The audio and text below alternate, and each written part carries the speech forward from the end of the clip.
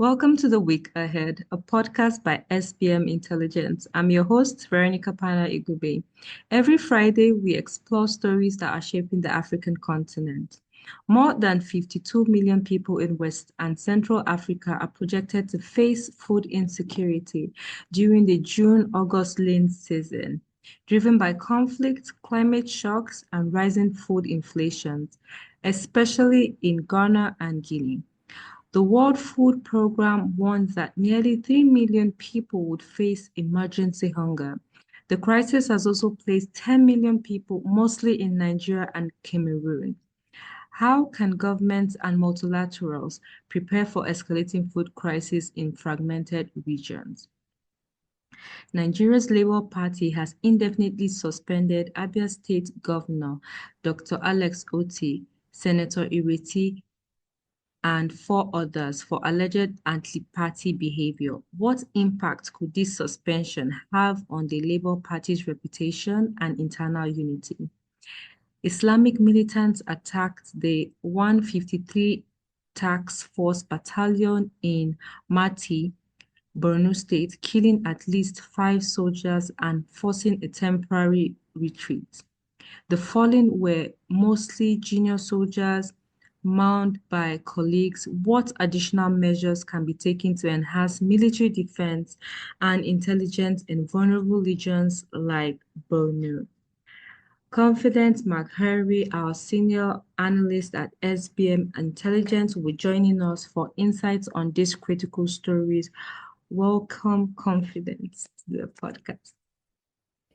Hey, Veronica, it's great to be back here. How are you doing? Fine. It's always great to have you. Let's start with our first story. So we're having a projection that there's going to be food insecurity during the June-August lean season.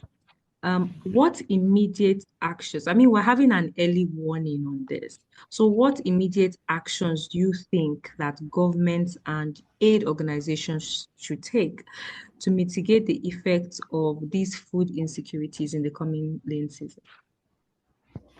So we are sort of used to this kind of warnings.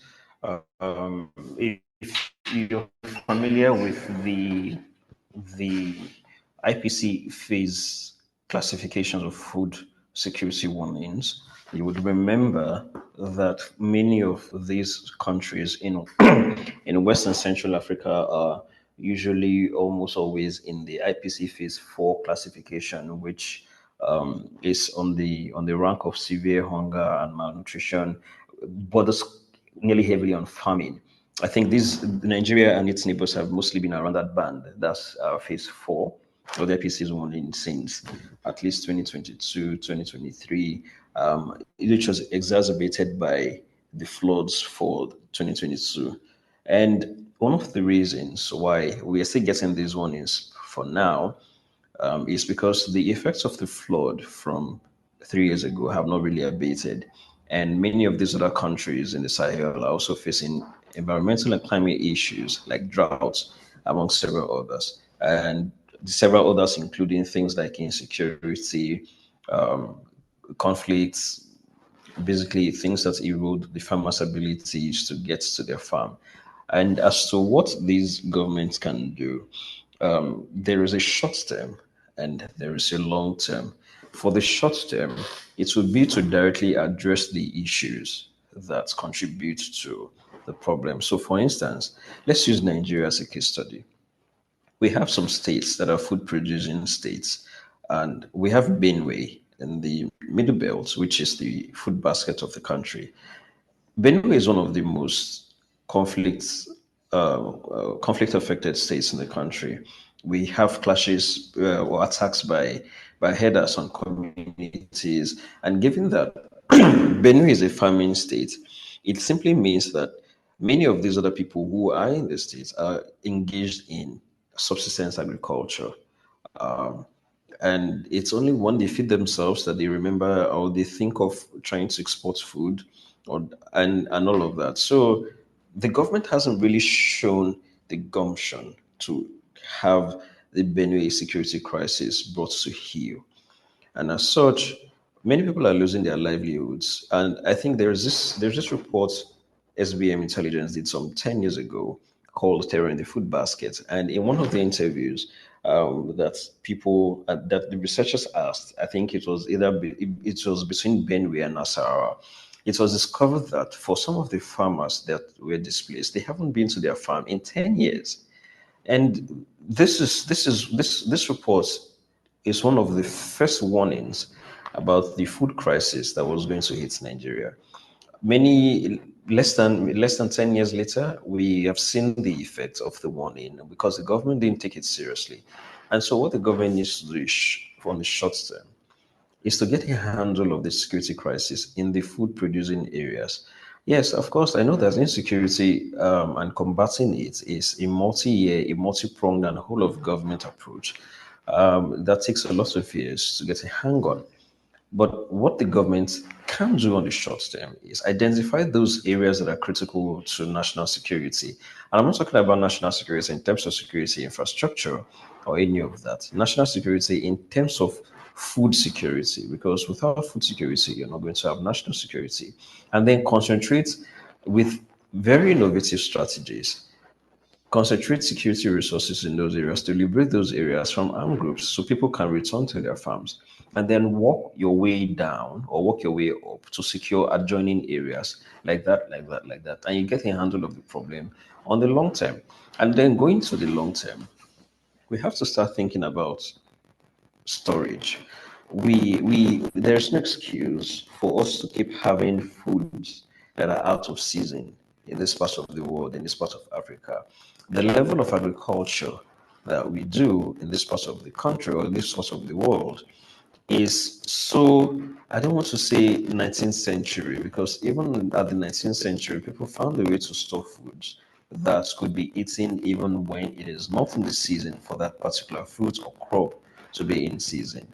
So we need to come into the 21st century, and by coming into the 21st century, invest in sustainable agriculture and storage facilities. And this would take things like improving access to electricity. So all of the talks about rural electrification needs to be met with action and not just rhetoric.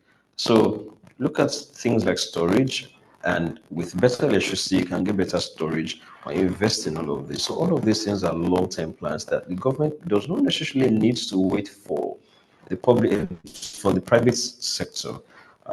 That's in terms of agriculture, for them to take the initiative. The government has to lead by example. And all of these things are just, these two things are just some of the several things that the government can do about. So in summary, it needs to identify the problem, which there are conflicts, there are climate change, there are environmental issues, deal with them adequately, and then have a plan on how to deal with them on the long term as well as on the short term. Really interesting and critical, that your suggestions. But I mean, there's something you mentioned. You talked about the level of our agriculture meeting up with, the standards at which we have right now in the 21st century. And this brings me to technology and how technology is changing different sectors. And I think the agricultural sector is one that won't be left out or hasn't been left out. So what role do you think that our government can utilize technology and also data to play in forecasting and responding to insecurity in these regions and conflict-prone areas? And how can, I mean, we're seeing that Western and Central Africa, so how can they also cooperate within themselves to be able to address these challenges as well? There needs to be a lot of information and knowledge sharing. Right now, the politics in the region is seeing an advanced state of flux, and the states are doing a lot of alignment, geopolitical realignment, and all of that. And so, countries like Niger and Nigeria, which has been on a rivalry footing since July 2023, have been trying to work on better relations at the lower level, below the presidential level. So that's good. But apart from that, we also need to look at things like joints. I know that I mentioned earlier things about information sharing, but it's also come in the form of technological transfer. Things like joint weather monitoring, joint meteorological agency agreements and all of that. So, because why this bit is particularly important is whenever these environmental issues happen, things like flooding and everything, we find that one country is releasing a forecast only for its own self, and it tries to take actions to prevent these things from happening by issuing early warnings, but it is not really acted upon, mostly because there is there is no cross-regional enforcement mechanism for these guys to get to. There's also the cooperation aspect, which I've talked a little bit on. But in terms of the technology, I think that while I am not too knowledgeable on the kind of um, technology that could improve food production in the region, at the very least, in terms of weather information sharing, the kind of sophisticated technology that is needed to be deployed for the countries to accurately predict their weather and everything. I think it should be. So to answer the question directly, off the top of my head, I cannot readily recall or say any bit of food technology or anything. Apart from the run of the mill garden variety things like getting better tractors, getting this, getting that. And apart from this, beyond the use of technology, I would say that there is also the legislative gap that exists that we're not talking about, and it comes a lot. It has a lot to do with geopolitics. I think yesterday I saw this bit about countries in the West African region. I think it was Benin, Togo, Ghana, Senegal, I think, that were complaining about overfishing in their waters around the Gulf of Guinea because some Spaniards and some Chinese fishing vessels are disrupting the lifestyle fishing of many of these poor people from these other countries who use fishing to survive. And so the governments of these countries have acknowledged the problem, but dealing with the problem itself has become another question entirely. And given that there seems to be this bit of a mismatch in terms of the kind of power that China wields relative to the power or what these other countries have, they are not really pulling their weight. And I do think that it should not really be a problem, because if you have an overfishing problem that is threatening food security in your country, by all means, step up and talk to the leaders of the country where this problem is coming from. They do not seem to have that political will to engage the governments of the people who are accused of carrying out this overfishing. And I think that there is a need for them to wake up to the problem. We are a very protectionist people in this part of the world, and to be fair to them or to give them credit, I think it will not really take a long time for we to start seeing the kind of actions that they will take, which is around the realms of the possibilities of protectionism, and then to outlaw any other kind of fishing that will involve the use of unlicensed foreigners, even licensed.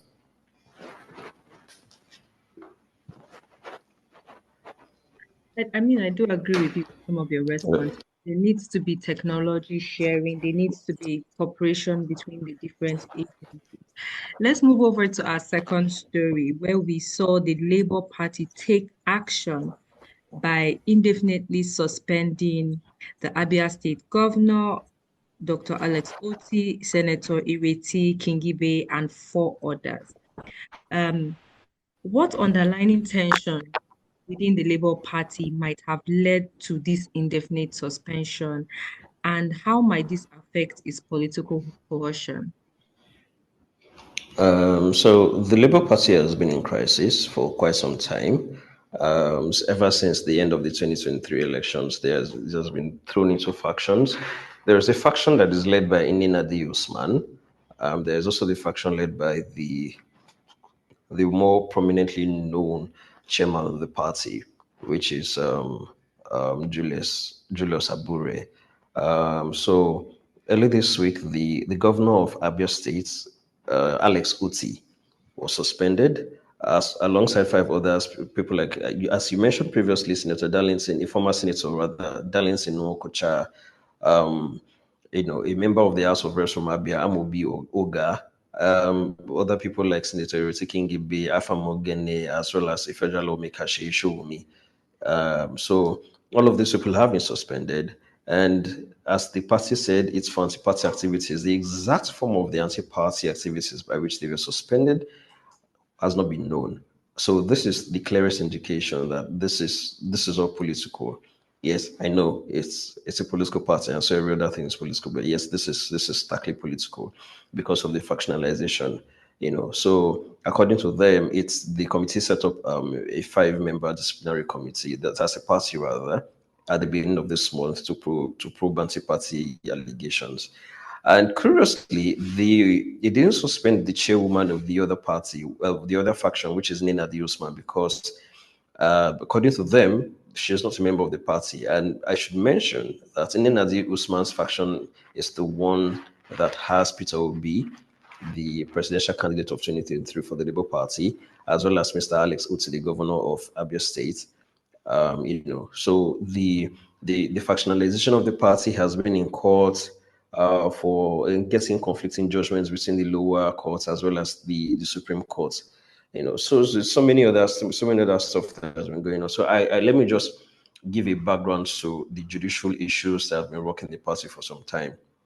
So the party's National Executive Committee sacked the Abure faction, this executive committee in September of 2024, and then appointed Nena D. Usman.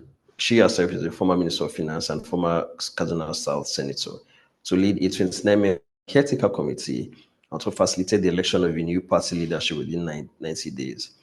But then a few weeks later, the Court of Appeal in Abuja recognized Mr. Abure as the national chairman. But then, however, this year, in April, the Supreme Court decided to set aside the judgment of the appeal court. The Supreme Court unanimously held that the Court of Appeal lacks the jurisdiction to have affirmed Mr. Abure as the chairperson of the party, since the substance of the party, or the case rather, was about the party's leadership. So the Supreme Court ruled that the issue of leadership was an internal affair of. Okay, but do you think that, I mean, it's indefinitely they were suspended. Do you also think that, um, is there a possibility that, I mean, they can call them back Itself immediately? then upheld the leadership of Mrs. Usman. So but then the Abure faction refused and argued that the Supreme Court in its judgment did not sack Mr. Abure and the other executives of the party, saying that the court's position was that the matter was purely an internal affair of the party and that the court did not set aside the appeal court's judgment, which affirmed that Mr. Abure is national chairperson of the party. So this has been going on and going on. There's been a lot of back and forth judicially and everything. So as to the effects or for why this particular suspension is being done against the Labour Party guys, that's the people who have been suspended and everything. As to what impact it could have on the Labour Party's reputation and internal unity, it's clear.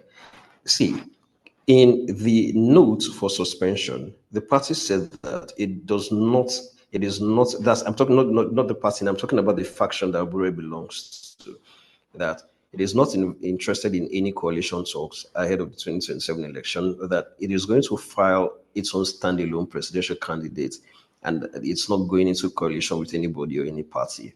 So as it says now, the party is fractured, and the people, it has suspended about half the people it has in government at both federal and state levels. And it doesn't really present the kind of opposition that it is supposed to present in light of the PDP's failings to hold a candle up to the ruling party, the APC, both at the federal level and at the state level.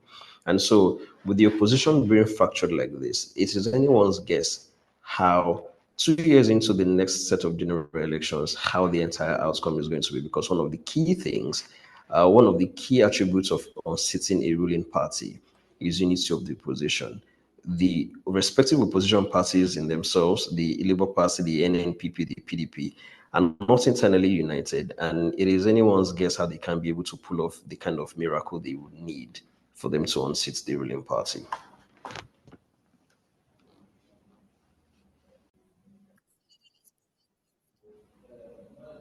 So, how could these disciplinary actions influence voters' trust and public perception of the party's leadership? I mean, the party has been in crisis, since the last election. So, why are they taking this disciplinary step, and what would you think it would have the perception on the general public?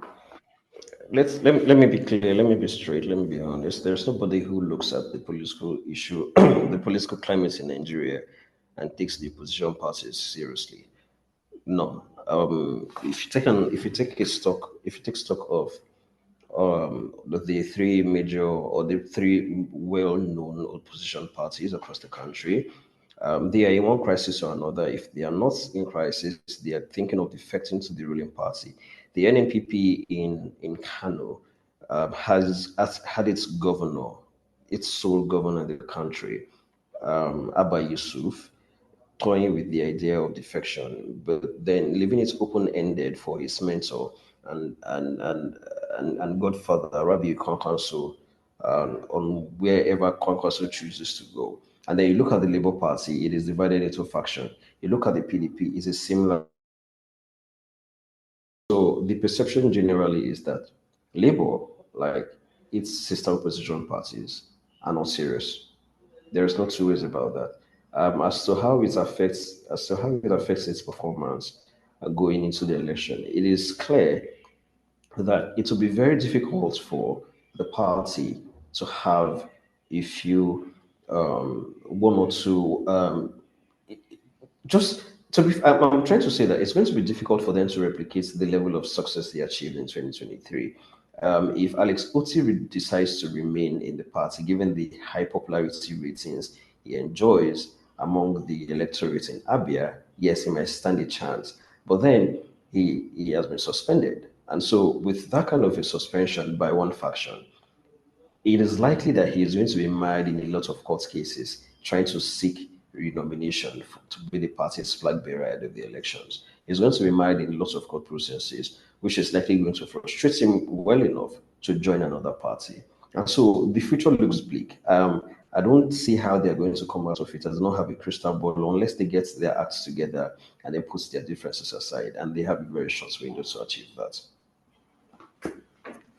I mean, hopefully the Labour Party is able to get their, stories straight and align their party in order to be a strong opposition, like Nigerians want to see them be. Let's move on to our last story, the Islamic militant attacks the 153 Task Force Battalion. A couple of weeks back, I had you on the podcast and we had talked about a similar incident like this. One thing that keeps going through my mind is why does this keep happening and why hasn't it been able to be stopped? We keep seeing attacks, especially on military bases. How can, what is the government getting wrong? We keep having this conversation back and forth, but it's a sad reality that it keeps going on. And what keeps giving them the confidence to know that they will attack the barracks and nothing is done in retaliation to show force of strength by the government. Hmm. So the simple and short answer is that the Islamic State innovated and renovated. The Nigerian military did not, and it is suffering the consequences of its larger drawdown of forces from the northeast to the northwest. So since 2021, from 2020 rather, there's been this talk that has been amplified by the governor Babagana Zulum on the need to repatriate refugees and IDPs who were chased away from the Boko Haram insurgency in their own communities in parts of northern Borno from which they were displaced. And they talked about this hit a crescendo, given that the military and the federal government, as well as the Borno State government, kept hyping how safe and secure the rehabilitated places in were, so much so that the Secretary General of the United Nations, Antonio Guterres, visited Nigeria in 2022 to see things for himself, even though he wasn't really convinced, but he couldn't really do much. The Borno State government had its way. Many of these refugees were resettled in their communities, and the IDP camps were closed in Borno and in Maiduguri and its environs. It didn't take long for Boko Haram to launch more attacks. And these same people who they resettled had to leave that place. By then, the federal government's priority, because it has told itself that its work in the Northeast is largely done, its priority focused to the Northwest, where the banditry crisis was reaching a and so it needed to launch a counter-offensive in 2021 September, which it did. And so given that the military is stretched, it cannot veritably fight multiple insurgencies on multiple fronts with the kind of resources it has. So it has to significantly draw down forces from one theater to face the other theater. What simply happened was that the Shekau faction of Boko Haram, which they had hitherto been fighting, as well as Islamic State faction, grew. So that period sort of coincided with when Shekau died, and his faction became subservient to the whims and the caprices of the Islamic State faction. And that paradigm existed till much of 2024. And by late 2023 to early 2024, the JS faction started making headways and started giving the Islamic State faction back to back. So these defeats by the Islamic State faction made them redundant and they could not really survive the onslaught. So their actions and their attacks sort of reduced. But then something fundamentally shifted in late 2024. Two things happened. Number one, the Islamic State started receiving better trained fighters from Libya and from other parts. And then the Islamic State franchise across the Sahel grew. So we used to have the ISGS, that's Islamic State in the Greater Sahara, which was the Western Sahelian version of the Islamic State. That's the Islamic State affiliates in the western parts of the Sahel. It's died sort of. It went underground for some reason between 2019 and 2024. But by 2024, it grew, and its growth, its resurgence coincided with the rise of the Likura faction, the Likura terror group in Sokoto, which we hitherto thought was an Al Qaeda faction, but increasingly started mimicking the ideas and the actions of the Islamic State's Sahel province. In essence, what I'm saying now is ISWAP was struggling in the northeast, and then the Islamic States in the Sahel province and the Islamic States in the Greater Sahara grew. So that's knowledge sharing, intelligence sharing, finance sharing, and everything grew to strengthen ISWAP. And then they launched a comeback in late 2024. And the comeback came with an innovation that they grew in better ways of targeting the Nigerian military, by which they took advantage of the fact that the forces in the northeast were now lighter than they used to before. They used to be before, and the garrisons were no longer as protected. The forces have become more sparse, and the people who were holding the fort and the garrison towns in the northern parts of Borno were junior soldiers who did not have as much combat experience or knowledge of the terrain as the older guys had. So, in a nutshell, ISWAP innovated, ISWAP branched out, and the Nigerian military declined in another way. And that other way is the geopolitical realities that came to underpin the politics in the region, by which Niger turned from collaborating with Nigeria for cross-border raid and then moved to Russia for security. So the kind of joint border patrols that we used to have across the border with Nigeria was gone. The MNJTF effectively died at the start of this year because the Nigerians pulled out because they felt that it was a French-led effort and then Nigeria was getting too unduly close to France. And then Chad also launched an attack on Boko Haram, which killed a couple of soldiers, about 30 of them, and then called it a day and said publicly that they were pulling out of the MNJTF. So the MNJTF is dead, and in several ways, the Nigerian side refused to innovate, and the Islamic State innovated, and we are clearly seeing the result between somebody who decides to innovate and then the person who decides not to innovate. And that is the summary of everything that's happened so far. Um, some other schools, I mean, there are some people who believe that, providing amnesty programs for the Boko Haram um, fighters will also kind of stop these problems that we're seeing. Do you think that that's one of the solutions or one of the ways that the Nigerian government can take by providing kind of um, a an amnesty program for Boko Haram fighters and try to, reintegrate them back into society as well. Do you think that's a solution long term? There are two answers I will give. They might sound contradictory, but they're not contradictory.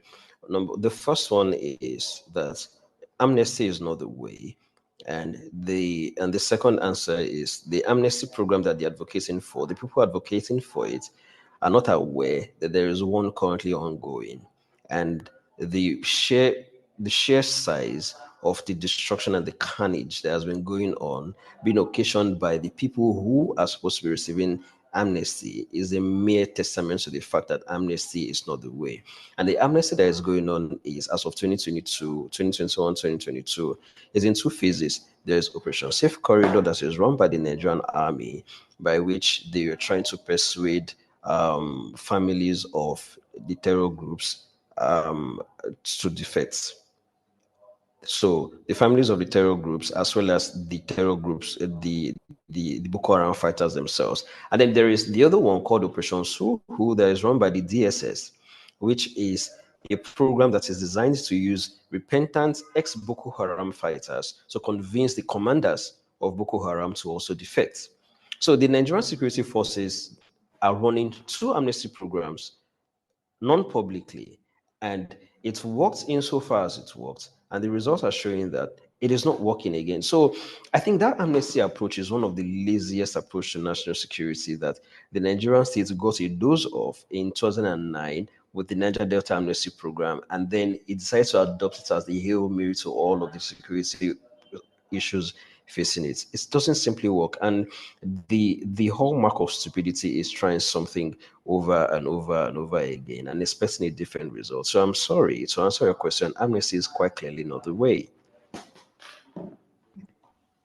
That's all for today. Thank you very much, Confidence, for, bringing your thoughtful perspectives on the topics that we discussed today.